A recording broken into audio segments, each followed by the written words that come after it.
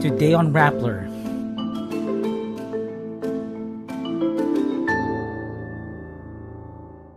Students of the Polytechnic University of the Philippines walk out of class to remember the EDSA People Power Revolution.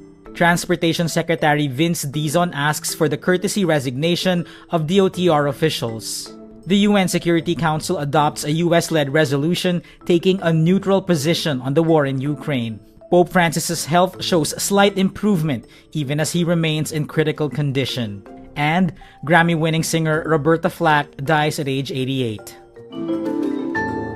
Students of the Polytechnic University of the Philippines staged a walkout on Tuesday, February 25, after school heads declined to suspend classes on the anniversary of the EDSA People Power Revolution. PUP students marched from classrooms to the campus's main gate, wearing black shirts and carrying placards. They called for Vice President Sara Duterte's conviction in her impending impeachment trial. They also demanded more transparency in the 2025 national budget and accountability from President Ferdinand Marcos Jr. The PUP student regent says University President Manuel Muhi said classes could not be suspended because PUP is a state university. Several private schools earlier announced and suspended classes on Tuesday to mark the People Power anniversary. Students of the University of Santo Tomas also protested in front of their campus to commemorate the EDSA revolution. Adamson University displayed yellow ribbons and banners across its campus. Meantime, Malacanang said the president has the right to decide on holidays and non-working days, but emphasized that he does not discourage participation in EDSA commemoration activities. Newly appointed Transportation Secretary Vince Dizon asks the department's other top officials to resign so he can have a free hand to do his job.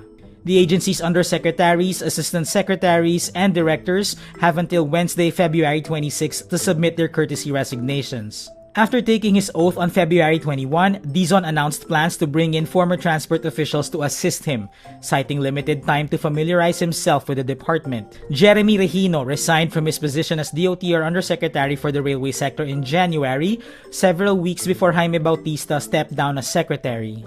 DOTr sources said Timothy John Batan now oversees the railway sector, taking over from Regino. It's unclear whether Dizon will officially retain Batan in the post. Dizon has yet to say whom he plans to appoint to posts that will be vacated. He did say he will keep some current undersecretaries. The UN Security Council on Monday, February 24, adopts a US-led resolution that takes a neutral stand on the war between Ukraine and Russia. The vote coincides with the third anniversary of Russia's full-scale invasion of Ukraine.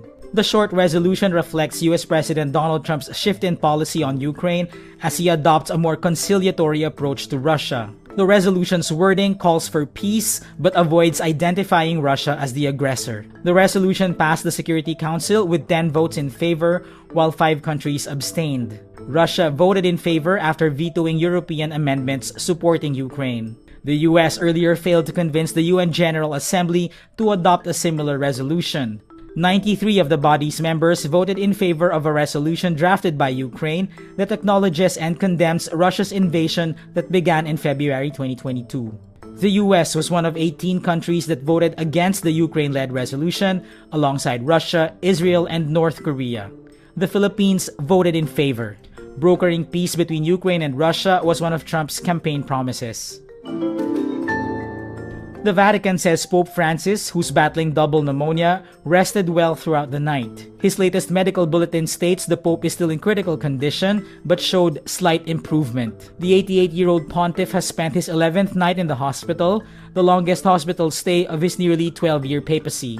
The health update mentions that the Pope was still receiving oxygen, quote, although it's slightly reduced flow and oxygen percentage, meaning he is able to breathe better on his own. It adds that the mild kidney insufficiency first reported on Sunday, February 23, was not a cause for concern. A Vatican official speaking anonymously said Francis was eating normally and was able to get up and move around his hospital room. Monday's statement also said the Pope resumed his work in the afternoon. He later made a call to the Catholic parish in Gaza, which he has done frequently during the Israel-Hamas conflict.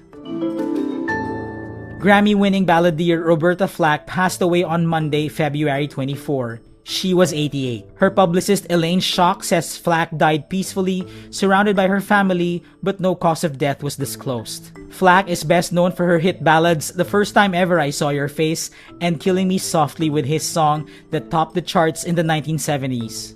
The late singer revealed in November 2022 that she had been diagnosed with amyotrophic lateral sclerosis or Lou Gehrig's disease. The illness left Flack unable to sing. The singer won 4 Grammy Awards and received a Lifetime Achievement Award in 2020. She made history as the first artist to win 2 consecutive Record of the Year honors for her hits.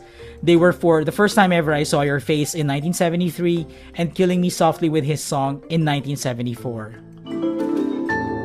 And that was today's wrap. I am JC Gotinga. Thank you for watching. Click the link below for the full story. Follow us on Rappler's YouTube, Facebook, X, Instagram, and TikTok.